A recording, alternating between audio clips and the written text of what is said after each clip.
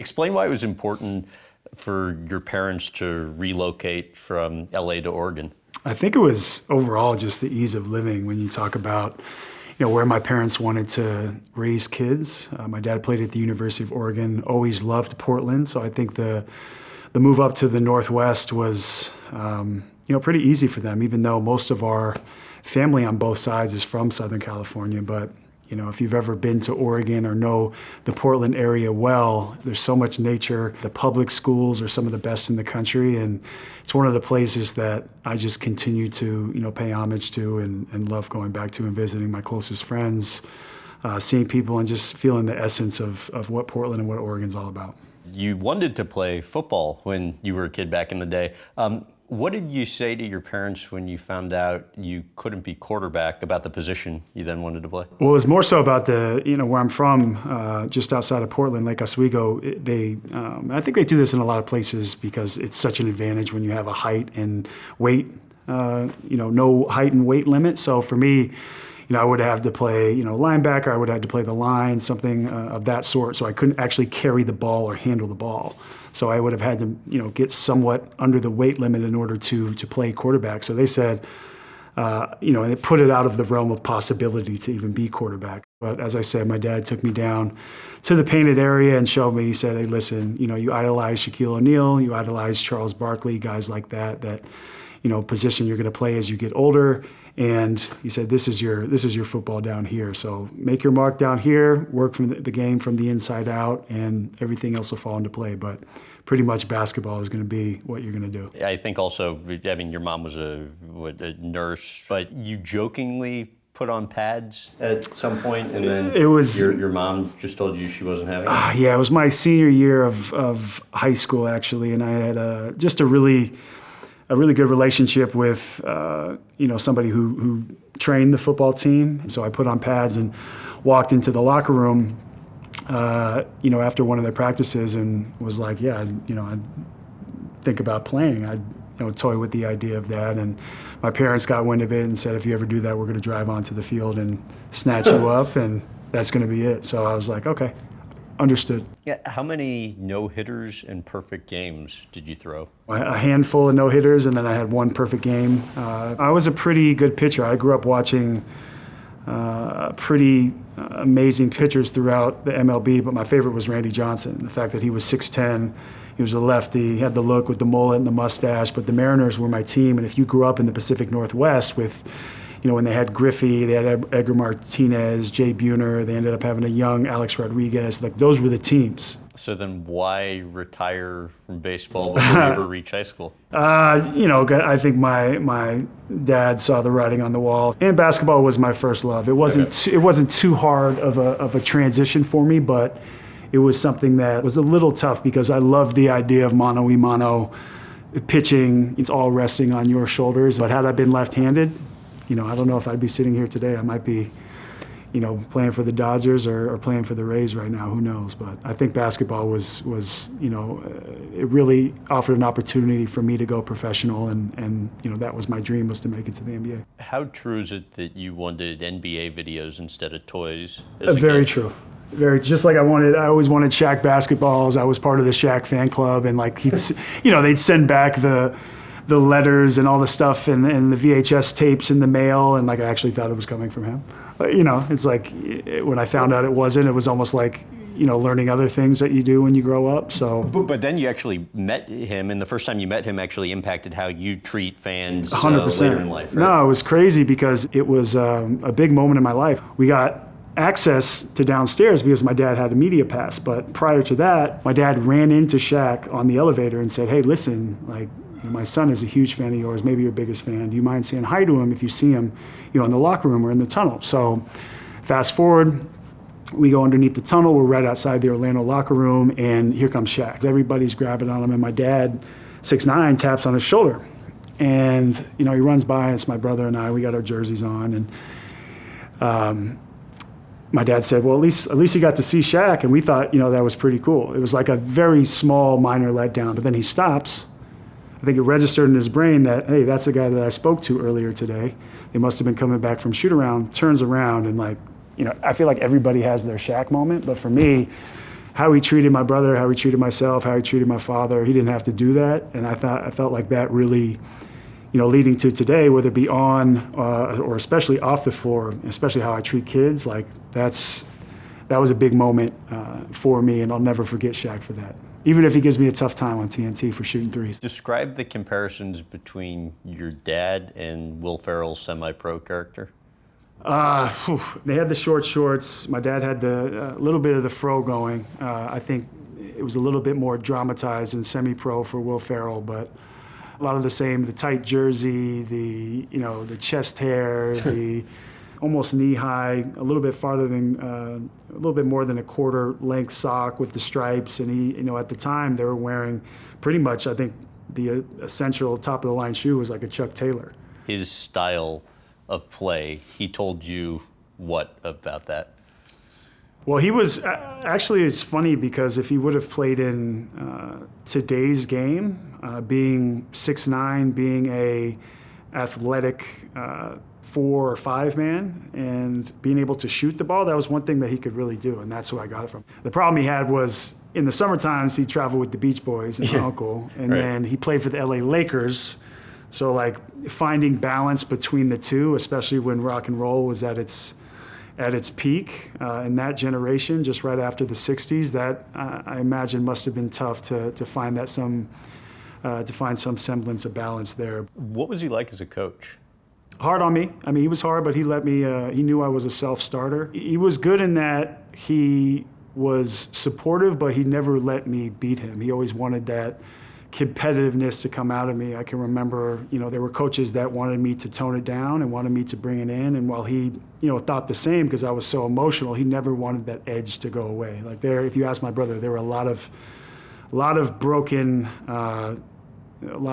video game consoles throughout the years because, if I didn't win, it was ugly. Oh, really? It was ugly. Give me an example. Okay, so I'll just go to NBA Jam, especially if he beat me on a last shot. Yeah, that was gonna cost not only my brother but my family a few dollars in getting another system. But for my dad, he wanted my pursuit of the game to be extremely aggressive. So anybody that got in the way of my goals, he was gonna have a problem with. And sometimes to his detriment, sometimes to my detriment, but it was, more often than not coming from a good place. But for me, it was more,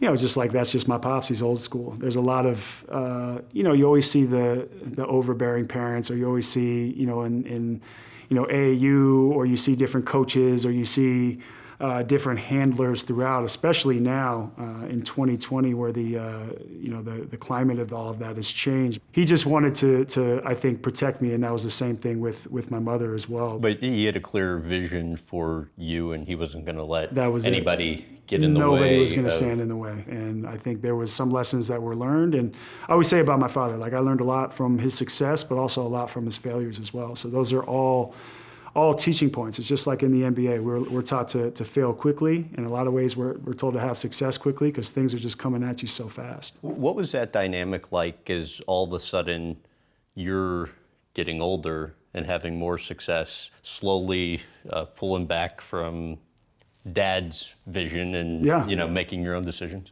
No, I think it's just part of the growth process. For me, it was just kind of removing myself from that bubble, if you will, and then just, again, learning from both my successes and failures as well. And I kept in a lot of, mental health struggles, and really some of my best friends didn't even know. I don't even know if they knew. I remember having that first conversation with my brother, and, he told me he felt like he could see it, but he just always kind of just kept me at a distance and left me alone. So that was something that I ended up growing with too, away from the floor. I had to really grow up and learn to, not only be a professional on the floor, but, really be, a grown man away from it as well. Really had to make tough decisions. You alluded to this a moment ago, just the college recruiting process and the, craze that seems to surround that.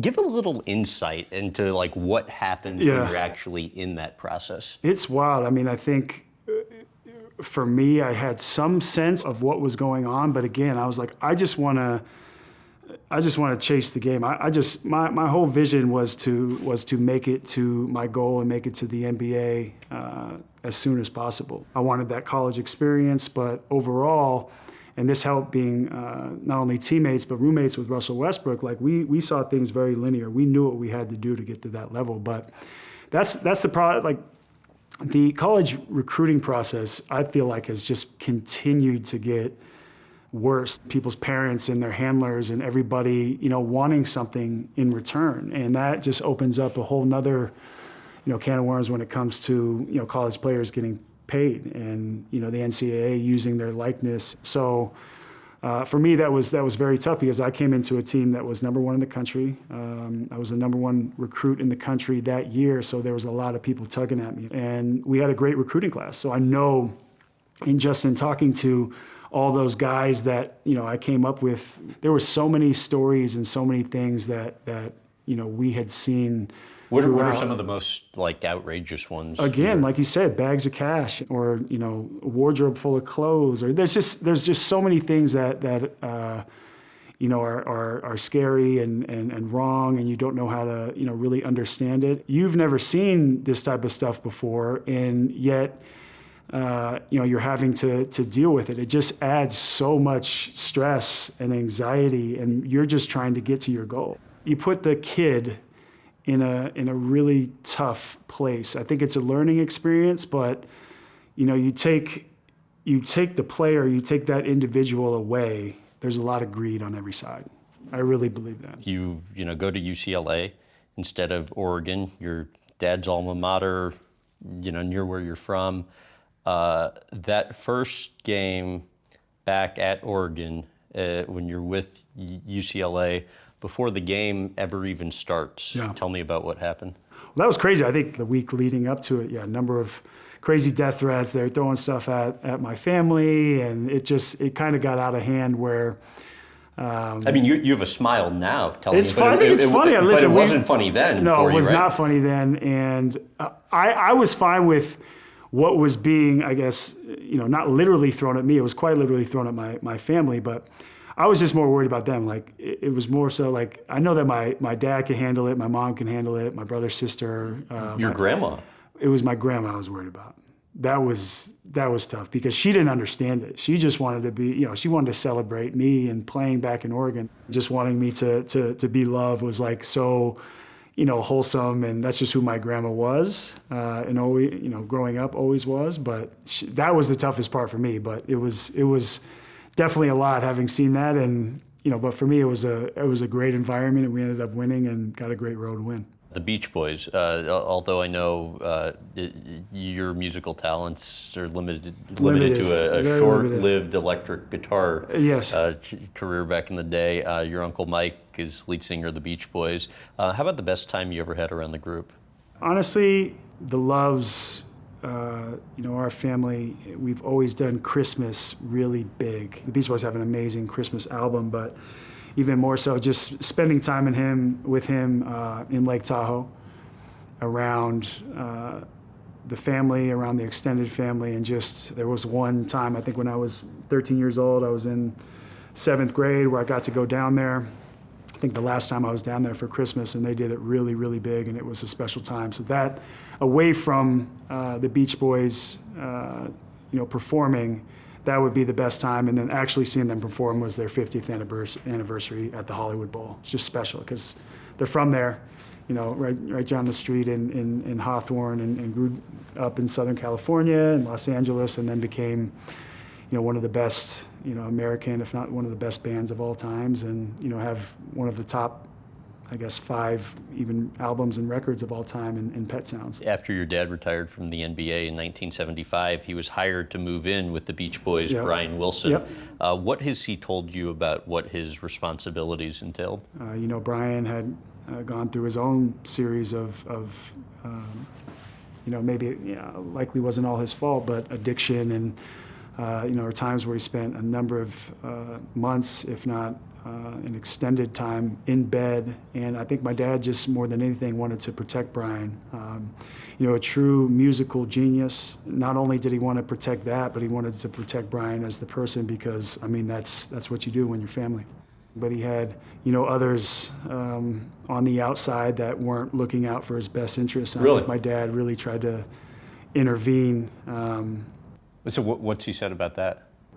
That day was just a really dark period because, like I said, Brian was such a unbelievable artist and a person that my dad wanted to look out for. Like, he'd take him out to play basketball. My dad, like I mentioned, was a great photographer. He used to have pictures of all of them playing basketball, going to the YMCA, getting Brian out sweating, trying to get him to lose weight, trying to get really healthy, and just get him out, I think, into the open. Because, when you lock yourself in a room or you're living in the shadows, that can really affect not only your physical, because, you could see him, with the weight gain and, kind of ballooning up and not looking healthy, but also just from the mental aspect of things, I think Brian really dealt with a lot. Whether it was what your dad told you about the Beach Boys or the fun your dad would have in the off season, what was it about what he told you on those fronts that kind of resonated with you when it came to your career and what to do and not to do? There's so much to be learned in failure and in regret and in that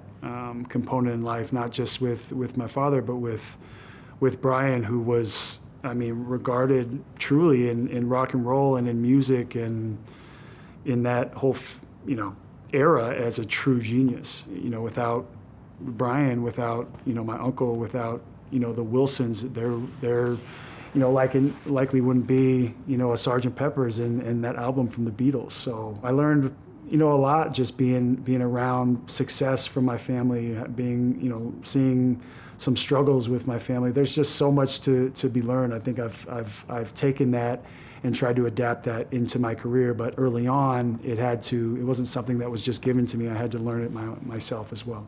Life highlight for you had to be not only winning the championship, but then I understand what sticks out more to many of your teammates was that parade. What was it about that? I think the parade, it was just, not only were we so hungry and the fact that we came back in the manner that we did from a 3-1 deficit and everybody had counted us out. We did it for the city and for the city of Cleveland, state of Ohio. There was just so much, riding on that. There was a 52-year major sports championship drought. You could tell they hadn't had a parade quite like that in so long. There was just people we were able to reach out and touch from our respective cars or our respective floats, and that was definitely a highlight and something that I had never quite experienced or seen before. And it was supposed to last, like 45 minutes? 45 minutes, it was 3.5 hours, yeah. LeBron, what do you think makes him successful? I think what makes LeBron successful is his brain. In some ways, he's chasing ghosts. In some ways, he's creating barriers that he wants to not only break through, but explode through. So his always says strive for greatness. I've seen it firsthand, in the way he takes care of his body, what he does when he's in practice, the tone he sets, always trying to get better. He never stops. You saw it this year, where it could have been easy to lay down and you're in the bubble and there's no fans, and he was able to dig deep and somehow get the best out of himself and his teammates. So that's just a true, not only testament to his greatness on the floor, but a testament to his character. And I'll always have his back. Hardest part of playing alongside him was what? People laugh at me when I say it, but he just takes everybody, he's almost like a planet. He just takes everybody into his orbit. And he obviously expects a lot from you. I think the greatest players in the world do, or the greatest players ever do. And that was something he knew that I was going to have to sacrifice. I didn't know what that meant when I got to Cleveland, but it was the best thing and best move that I ever made, was to be a part of something special in a winning team like that, and to be a part of that team with LeBron as well. While it seems so easy, it was tough for me to do, because I just I pass up open shots. I was overly critical of myself. I wasn't allowing myself to play my game. And, yeah, but I think at one point he calls you out on social, right? Like, that was way before that. Yeah, no, the only thing for me was all I wanted was recognition that, hey, listen, guys, like, I'm sacrificing a lot here. Like, I gave up likely the most on the team to be here and try to win. All I want is just the recognition for that, and we can move on. How did that sacrifice compare to what you would have expected going into it? Just that, I'd gone from being a number one option, a guy that touched the ball and played the game from the inside out, touched the ball, quite often, almost 20 shots a game, to then being really a floor spacer, a defensive rebounder. It was tough to accept, but, for the greater good, I think that taught me so much. And in my evolution as not only a player, but a person, I think it was huge for me. Like, you have that common goal, and what are you going to sacrifice, and what are you going to give up to get there? And while I wasn't putting up those same numbers, we were able to get the best out of each other, and that was what counted in the end. And we have the proof to show for it. We got a Larry O'Brien trophy and a ring. How did you realize he was going to leave? I mean, I think we all had a pretty good idea after we got swept in the finals in 2018, but.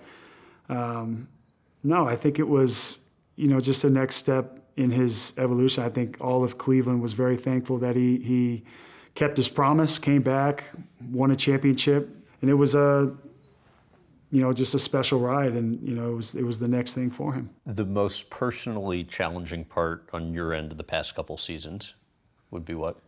I would say just going from that level, being a team that was expected to make the finals, if not win a NBA championship as well, to a team that was, rebuilding and potentially, didn't and wouldn't make the playoffs. So I think that was probably the toughest part for me at this stage in my career to have to deal with. Why do you think you have not been traded? It's been nonstop. Since you got there. Yeah, since right. I got there. So it's funny because I don't know. I think it's going to be even more harder now and more complex if the team was looking to move me, because we just don't know how the numbers are going to shake out after, this year and the salary cap and the CBA. But what do you think the argument is for and against it? I think my number's high. I think I'm the oldest player on the team. I think the team wants to go young. I think that's a good reason for it. And then, I also think I can add a ton of value as a shooting big, a guy that's, can play inside out, can really rebound the basketball, just is, still a really great player, has a number of great years left. That's a hard question for me to answer without, swaying one way or the other. And correct me if I'm wrong, but you have strong interest in player-coach type role eventually. I think early on in my career I did, and I have that response because it's tough. It's a league, especially head coaches now, maybe in our league more than any other league. It's what have you done for me lately? And I think there's a tough dynamic, with the team and ownership and with the general managers. Like, you guys all have to be on the same page. And so I could see myself in some sort of, supplementary role, but as far as being a head coach, I just don't see it in the cards for me. When you're with Minnesota, set the scene and take me through what happens on the contract front when I think you're in the player training room, mm-hmm. and all of a sudden the GM comes in and throws something at you. A lot of what went on there for a few years was not normal, and still haven't seen till today, and probably never will again. But I was handed the contract, and I was told to look it over right then and there. And I just showered, like I'm in my towel, and I'm about to get dressed, and I just said, I knew this wasn't right, so I just kind of, threw it off to the side. People say I threw it in the trash, right next to the trash, and I was like, speak this over with my agent. I want to be here long term. I want, and I feel like I've proved myself and, worked my butt off and, know what I deserve. But I guess, they felt different. You said, I have a very good memory, and I always remember the people who've done right by me and the people who've done wrong by me. Elaborate on that. I was young. I mean, honestly, I'm such a different person now. It's funny to hear some of the things I said, or I just had people that really had my back, and I felt I was somebody that was willing to be in a tough situation and help a team grow and help an organization grow, and they felt another way, and I think that's pretty much ultimately what led to us parting ways. Mental health. In what ways did that Players Tribune article, the first one, help you?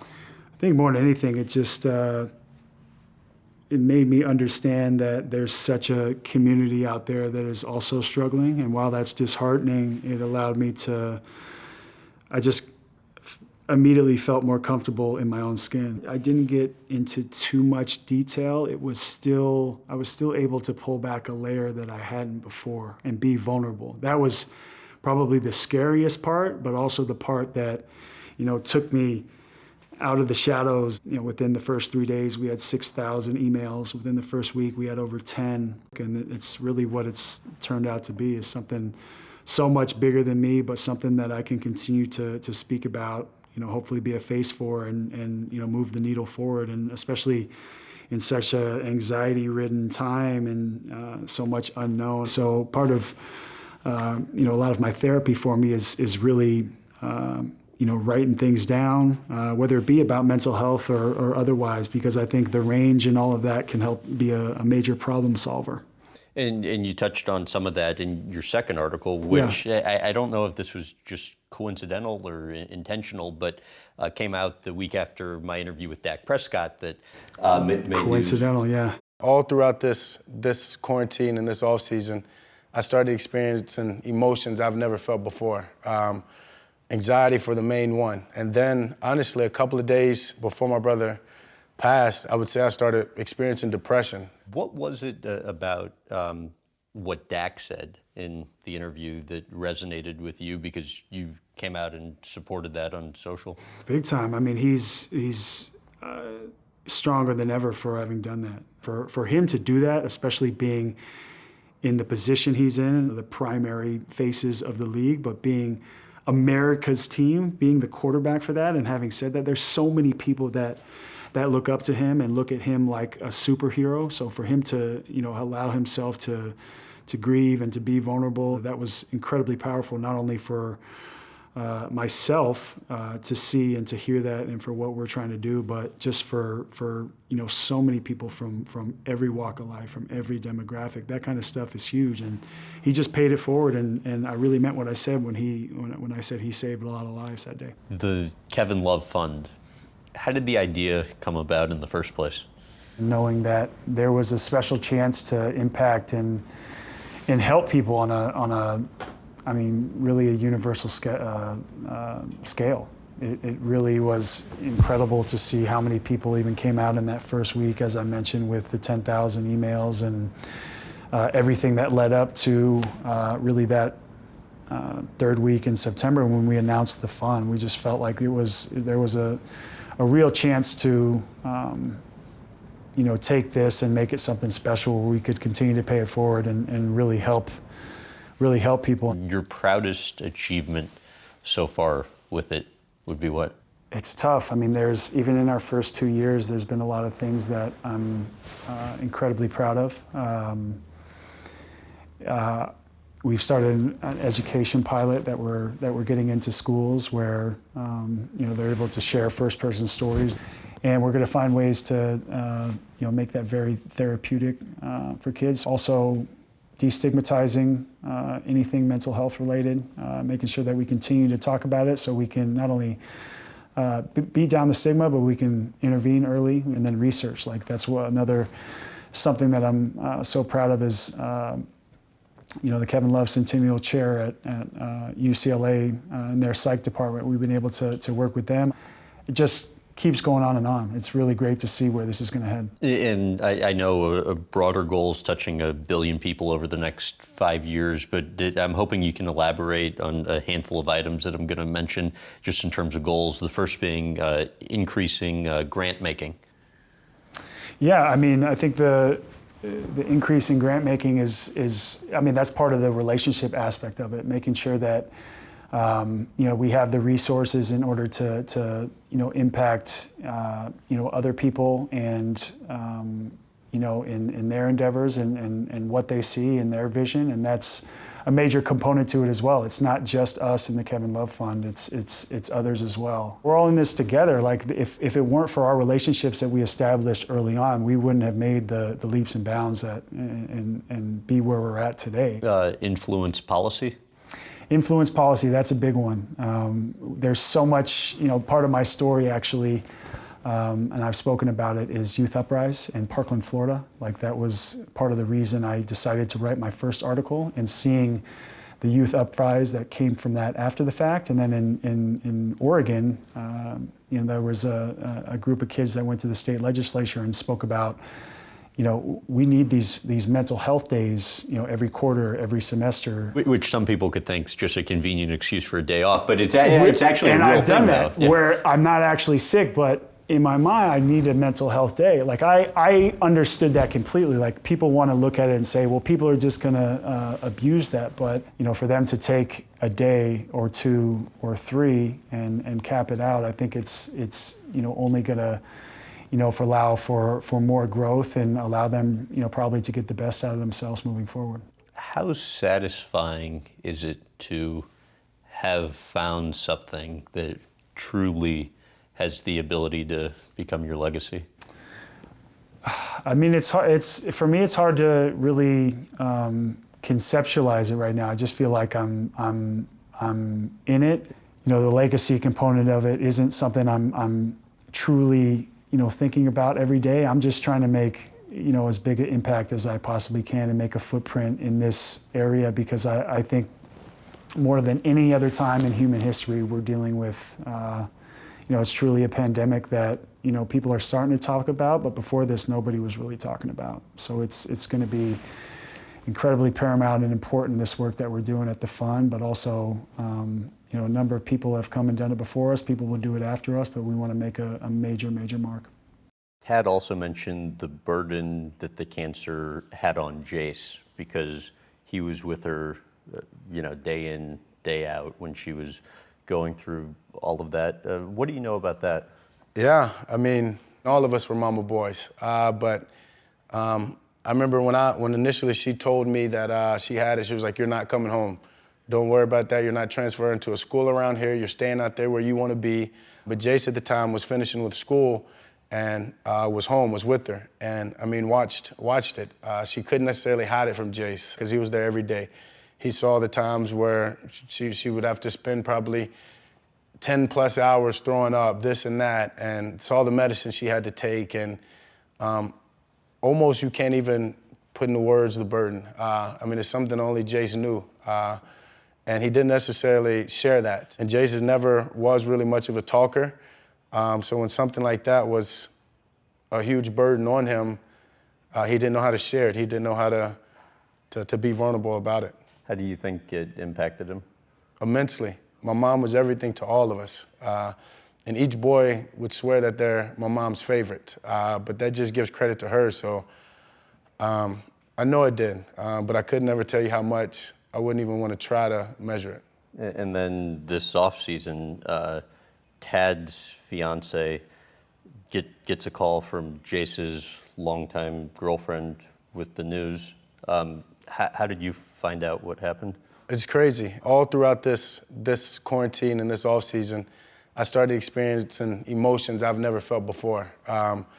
Anxiety for the main one. And then, honestly, a couple of days before my brother passed, I would say I started experiencing depression. Didn't know necessarily what I was going through, to say the least, and hadn't been sleeping at all. But for one reason, one night, I sleep the best I've slept, missing probably 10 plus calls from Tad, and giving my dad enough time to come in my bedroom and tell me what had happened. And so I woke up, probably the best night of sleep I've ever had in 2020 from the worst news, some of the worst news I'll ever get. I'm reading this message and I don't believe it. Like I literally get up like it's oh my God, my brother just accidentally shot himself. Oh, he shot himself in the foot, or he shot himself in here, and then I get the message, no, he shot himself in the head. What was your reaction? I mean, obviously tears and tears and tears, but I mean, I sat there and tried to gather what had happened, and wanted to ask why for so many reasons. It was like this sense of all these emotions coming off of my back, and wiped up my tears probably after crying for 30 minutes with my dad and my best friends who were all came to, to console me and to be there. Getting to Dak's house, I just couldn't bring myself to go inside yet. Like I just couldn't see Dak because I truly felt like I'd failed both him and my mom because that was my.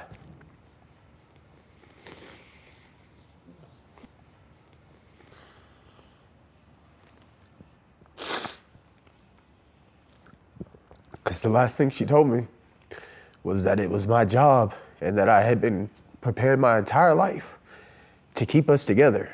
And then after she passed, the first words Jay said to me was, "You have to be strong enough for all of us." And I really thought I was. Like I really thought I was. So for him to be in so much pain or whatever it was that was going on, and again, me not to recognize it because I literally just saw my brother 3 days before it all happened, and everything seemed fine. And then so I get the message that he's gone, and it's like, I failed them all. I failed Dak, I failed Jace because I wasn't there for him, and then more importantly, I failed my mom's memory because I didn't do what she's always asked me to do. I didn't keep her boys safe. But you know that's not your fault. You did everything you could. If you'd known. Yeah, but like I said, I still feel like I should have. Have you guys talked about that at all? No, not at all. Really, to be perfectly honest with you, I don't think he and I have talked about it at all, really. So that's probably something when I get home I need to do. And I don't know how each of us are processing it because, again, I think it's still something in the back of our minds that we know is real, but it's like there's no way this is real. And the moment you talk about it, especially the moment you talk about it between he and I, it becomes real. So I don't know if that's the way that we're both protecting each other from it or whatever it is. The plan had been to get both Jace and Tad to Dallas. You were going to help them get homes, I think, nearby you. And Tad and your Aunt Valerie said that after Jace's passing, there was almost a sense of urgency to get Tad here. How much do you agree? Yeah, it was. I mean, I told him, you're not going back home. You're coming. I know my mom, it's what she would want. So that was kind of my purpose of, hey, I want y'all to come to Dallas, right? There's more opportunity here than where you are. I want to be close to y'all again. So, I mean, I'm just glad Tad's been able to make that and be here with me in Dallas. How would you most like Jace to be remembered? Big smile, the most athletic human being I've ever met.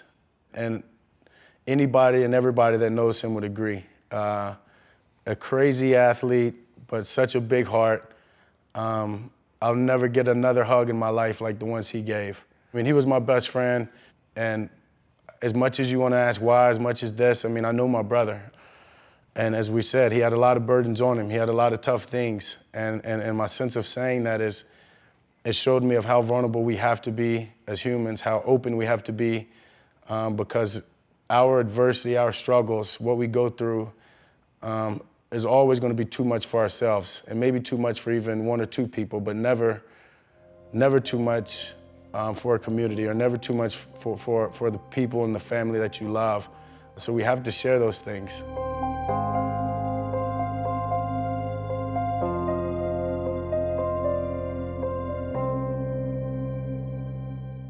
You wrote, what people on the outside don't always understand is that it takes all of your strength and willpower just to exist.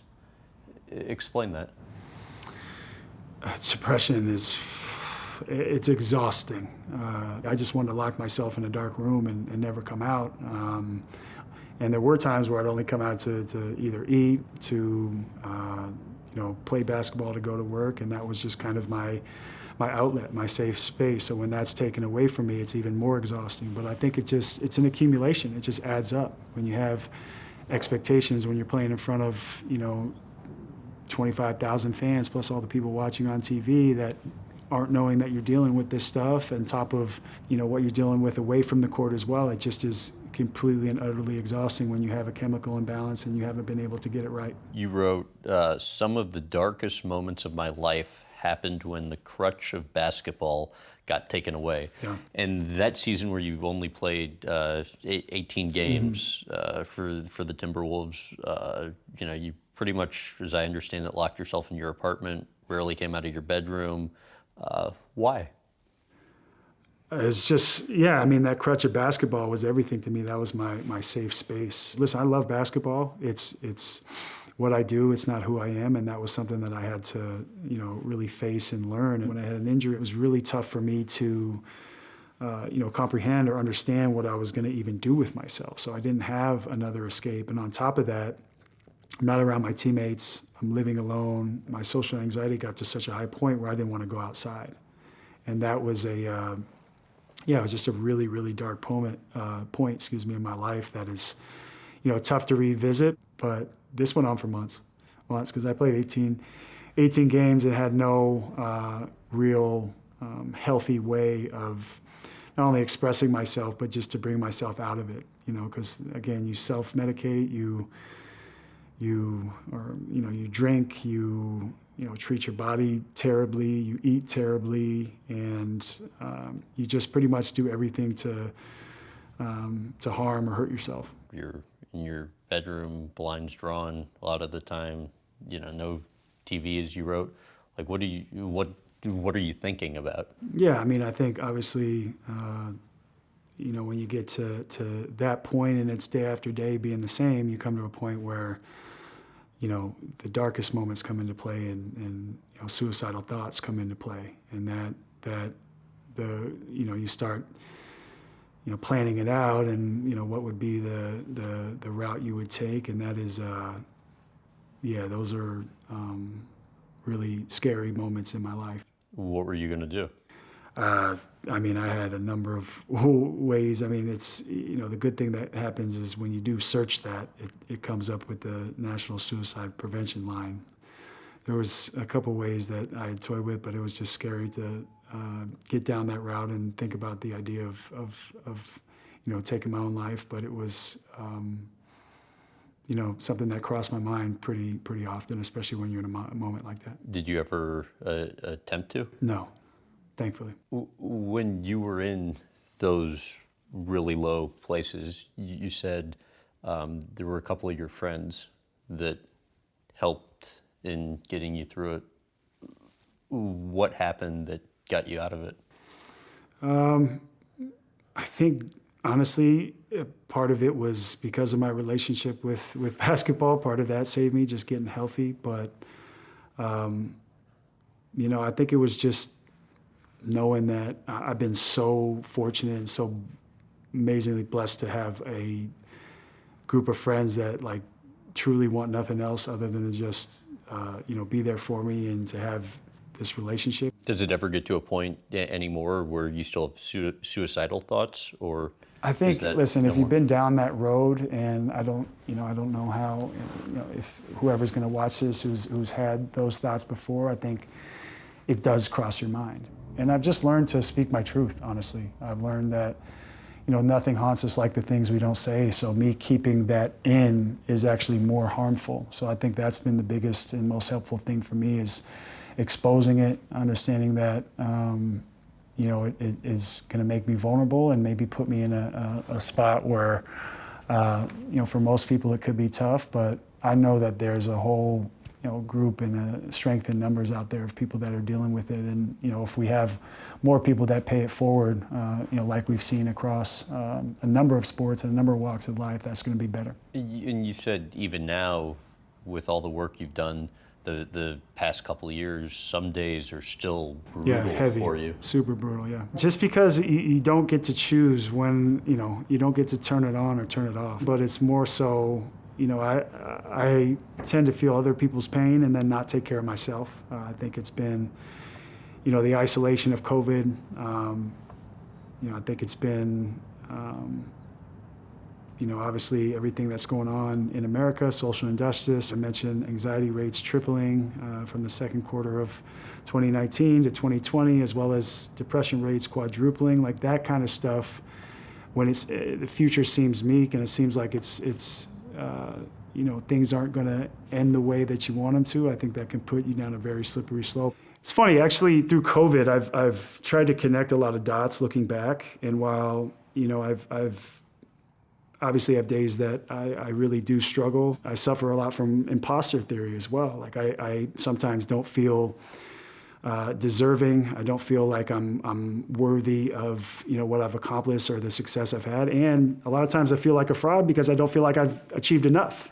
I look back and there are times that I do wish I could change, but I think in moving forward, why that is painful and those scars are there. They don't always fully heal. I think it's something that adds to the evolution in a lot of ways, makes you a better listener, makes you hear people out more, and just makes you more empathetic. It just doesn't discriminate. It doesn't care who you are. Doesn't care, doesn't matter where you're from, what resources you have. It's if you don't continue to work on this, you're going to continue to have bad days. But how did that HBO doc on Robin Williams after his death really resonate with you?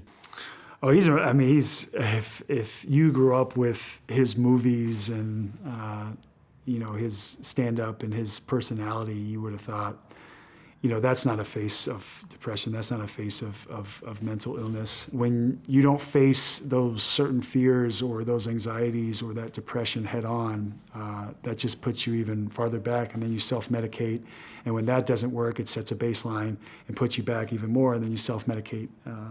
That's the slippery slope, right? So I think that was something that I learned from him, was like, that achievement aspect of it. Like, it's not just going to happen if you just keep taking yourself to higher heights in your profession. You have to, work on yourself and, work on these other things, and also have, a form of escape in your life that's going to be healthy and beneficial for you away from the court.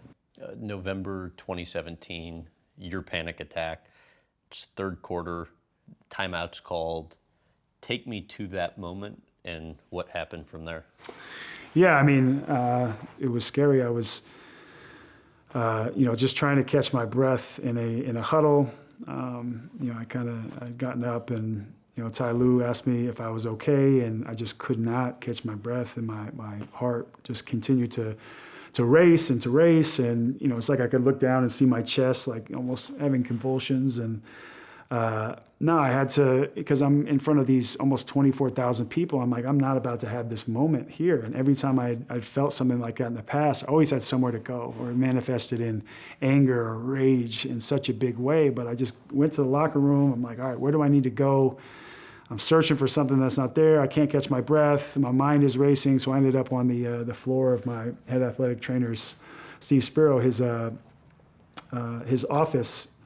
Feel like something stuck in my throat, and I thought I was, really having, a cardiac episode and having a heart attack. And from people that I've talked to and spoken with about it, they share a lot of similarities in how they experience. And on top of that, I'm just leaking sweat. So that was a really scary moment where I ended up with oxygen. Went to the Cleveland Clinic afterwards, and everything checked out. They ran all the tests, and I thought to myself, like, what the hell just happened then? Like, what's going on? I think that was the first time where I said, okay, I've put off getting help for so long. I've told very few people, what's been going on with me all these years. So, okay, now it's time to really consider the dude in the mirror and get some help. When you were actually in that, were you concerned for your life? Yes. It's funny. It's I shouldn't say funny, but it's at that moment, like, I get anxiety and pit in my stomach thinking about it now, but it was just scary. I think the fact that it was such a public setting and I didn't want anybody to see, that's what really made it like something where it was almost like, I feel like I'm gonna die, and maybe if everybody's gonna find out, maybe it's not the worst thing. So it was like a slippery slope for me. Why were you so concerned about other people finding out? Because these are just things that you don't share, especially in terms of gender lines too. Like as a man, these are things like I was taught or grew up even outside of my family. You just did not expose. Like you don't share this stuff. So for these guys that are supposed to trust me day in and day out, if they know that I'm dealing with stuff in my brain and my mind every way, they're not gonna be able to trust me, and it's gonna affect my livelihood. And on a national scale, I'm so worried that people would look at me different and think that, I was weak, or that, I was somebody that either couldn't be trusted, or, it would make me not fit in, or, just there was so many things that were going through my brain at the time that I think even made it even worse. When was the last time you had a really bad episode? The anxiety component is just something that I live with every day. It's something that I've tried to change my relationship with, and I think, there's different philosophies and people that look at medication a different way, but I think medication has helped save my life in a big way, not only from the anxiety component, but depression component as well. I think CBT, cognitive behavioral therapy, has really helped me, and my therapist has really helped me to where now it's almost like, growth sessions. Why have you said one of the best days of your life happened after you started going through therapy? Because now I get to be unapologetically myself. Like I just am who I am. And I have these real flaws and these, things about myself that I'm not necessarily proud of, but I deal with on a daily basis. And, in playing all my cards, that was the scariest thing that I likely did in my life. I think that's just allowed me to be so comfortable in my own skin, and I got to be myself truly for the first time, probably in my entire life. And you get to change the narrative in your brain about, things that you've suffered from and thought about and suffered about for so long. And I think that can be extremely rewarding and extremely profound as you move forward. I never thought I'd be sitting here talking about this if you would have told me this 5-10 years ago, but it's something that I'm extremely passionate about. Tell about the Grandma Carol conversation. I was in Mexico City. We were supposed to play, Greg Popovich and the Spurs down there, and she, had got sick, had plaque go up to her brain, and was in a coma and died a few days later, and I never got to see her before she passed. So for me, I never really went through the grieving process, and I have a photo of her, right next to my desk in my office in my apartment, and it says, I can't wait to see you again. I have so much to tell you. And I think that was a tough part for me, because she was a very special woman who lived next to us for, my entire, formative years of my life. But so what was it about that conversation with the therapist that impacted you? I think just having a better understanding of myself and allowing myself not only to grieve, but to be vulnerable in front of somebody, and just opened my mind up to somebody who was me, being so closed off to therapy for so long. So I thought, this, and it doesn't always work the first time around, or selecting or finding a therapist that works, but thankfully for me, it did, and I was able to get a lot out of it. Explain the importance of keeping your mind occupied in a healthy way in what you do. I think keeping your mind occupied and on a steady path and continuing to grow can really put depression from that aspect at bay. And finding balance, I think those being present and finding balance are probably two of the hardest things in life, and that's something that I think we all struggle with, but I think it's a major component when it comes to mental health, because you can only take care of right now. Like, yes, it can set you up for the future, it can heal things from the past, you can learn things from the past, but all we have is right now and the decisions we make. So we're in your building in New York, not in your actual place. I understand you've just completed the kind of renovation of it. What was involved with that process? There was a lot involved with that process. Again, it's like with design as well and interior type stuff, just drawing inspiration from architecture, cars, like I said, different art, different areas of the world, different books. It's like when I'm walking the streets of New York, depending on, no matter where I'm at, I'm always telling myself, okay, look up, because you just never know what's around the corner. So that's kind of how I looked at, the interior, but almost built it around, the art and the space that I had in regards to that. How long did it take? A while. I think it took about 1.5 years to complete exactly what we wanted. You've curated this amazing art collection for your home. Take me through the process of what that entailed. Like I said, just being relentlessly curious. There's a lot of stuff that I draw inspiration from. I think, art has a commonality to it, as well as a major storytelling component. I've always liked 80s contemporary artists. George Condo is, somebody that I love. He has like the beautiful and the grotesque. I've loved his work. I got introduced to his work when actually he did My Beautiful Dark and Twisted Fantasy for Kanye's album, did the album cover and all the artwork there. Love Richard Prince, his Cowboys. I actually have one from, the 1980s. And I understand what you have in your place. I mean, they're all completely different pieces. Like, we have Anthony Gormley, John Baltazari, a special piece of his as well, R.I.P., he just passed, a good friend of mine. His dad is Julian Schnabel.